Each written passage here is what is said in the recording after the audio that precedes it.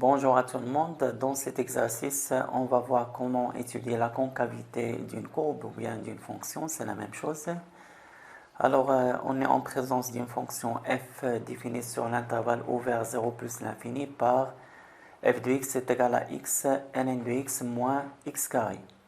Et la question, c'est étudier la concavité de cf ou bien de la fonction f. Avant de répondre à la question, je vais expliquer géométriquement cette notion de concavité. Dans cet exemple-là, on est en présence d'une fonction g dérivable sur un intervalle i. En bleu, on a la représentation graphique de la fonction g. Et en rouge, on a les tangentes en quelques points de la courbe CG. Bien sûr, je ne peux pas tracer toutes les tangentes. L'essentiel ici, on remarque qu'en n'importe quel point, la tangente se trouve au-dessus de la courbe CG. On dit alors que la fonction g est concave sur l'intervalle i. Concave sur i. On dit aussi que la courbe CG est concave sur i. Et là, on a la définition en général d'une fonction concave sur un intervalle, soit g une fonction dérivable sur un intervalle i. On dit que g est concave sur l'intervalle i si seulement si, pour tout élément petit a de l'intervalle i, la tangente à la courbe CG au point grand A d'abscisse A et de coordonnées f de A est au-dessus de la courbe CG. Dans ce deuxième exemple, on remarque qu'en tout point, la tangente se trouve au-dessus de la courbe CG. On dit alors que la fonction g est convexe sur l'intervalle i. Convexe sur i. Et là, encore une fois, on a la définition générale d'une fonction convexe sur un intervalle. Soit g une fonction dérivable sur un intervalle i. On dit que g est convexe sur i si et seulement si, pour tout élément petit a de l'intervalle i, la tangente à la courbe CG au point grand A de coordonnées petit a f de A est au-dessous de la courbe CG. Pratiquement, on a quand même une propriété qui sert à étudier la concavité d'une fonction sur un intervalle i. Alors, cette propriété, elle dit que si f est une fonction deux fois dérivable sur un intervalle i, c'est-à-dire la dérivée f seconde existe sur i, si quel que soit x appartenant à i, f seconde de x est supérieur ou égal à 0, alors f est convexe sur i. Et si quel que soit x appartenant à i, f seconde de x est inférieur ou égal à 0, alors f est concave sur i. Alors, ce qu'on retient de cette propriété-là, c'est que si f seconde existe sur l'intervalle i, pour étudier la concavité de f, il suffit d'étudier le signe de f seconde. Je crois qu'on a fait un grand tour pour répondre à cette question-là, mais c'est pas grave, on a vu pas mal de choses qui sont très intéressantes. Alors, d'après la dernière propriété, pour étudier la concavité de la courbe de f ou bien de la fonction f, il suffit d'étudier le signe de la dérivée seconde, bien sûr, si elle existe. On a la fonction x donne moins x carré est une fonction polynôme, donc elle est dérivable sur l'intervalle ouvert 0 plus l'infini. On sait aussi que x donne ln de x est dérivable sur cet intervalle-là. Et on a x donne x ici, c'est une fonction polynôme, donc elle est dérivable sur l'intervalle 0 plus l'infini.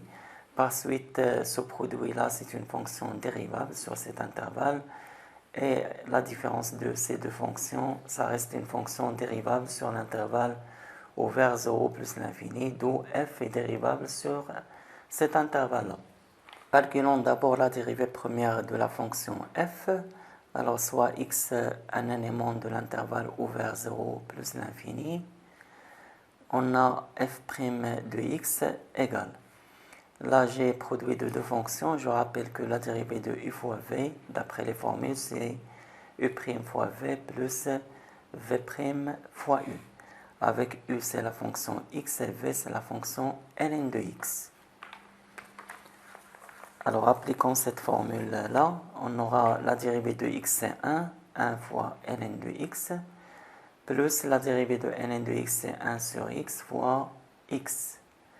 Et là, moins la dérivée de x carré, c'est 2x. Ce qui donne ln de x plus 1 moins 2x. Alors on a la fonction x donne 1 moins 2x, c'est une fonction polynôme, donc elle est dérivable sur cet intervalle-là. On sait que la fonction ln de x est aussi dérivable, d'où f' est une fonction dérivable sur l'intervalle 0 plus l'infini. Par suite, la dérivée seconde existe.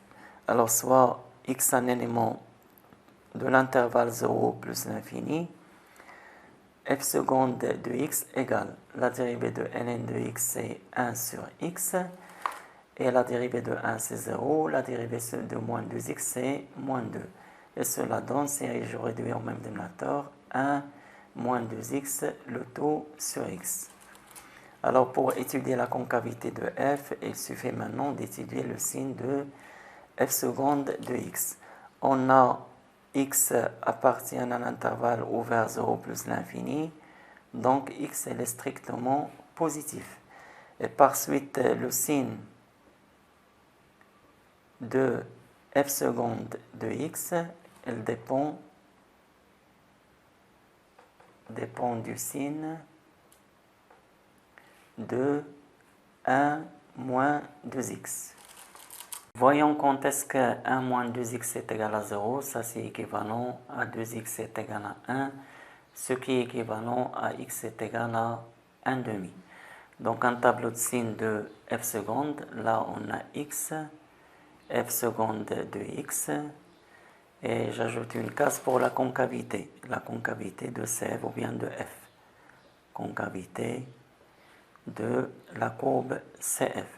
Je sais que le signe de f seconde de x dépend du signe de 1 moins 2x. On travaille dans l'intervalle 0 plus l'infini. 0 n'appartient pas au domaine, donc double trait en 0. Je sais que 1 moins 2x, elle s'annule en 1 demi. Il s'agit d'un polynôme de premier degré, donc là on a le signe de a. A c'est le coefficient de x, c'est-à-dire moins 2, donc là ici moins. Là c'est le contraire de a. Dans l'intervalle 0, 1 demi, f seconde elle est positive, donc d'après la propriété, la courbe de f est convexe, ou bien f elle est convexe. Dans l'intervalle 1 demi plus l'infini, f seconde est négative, donc la courbe de f est concave. Eh bien, bonne journée, merci pour votre attention, à bientôt et à la prochaine.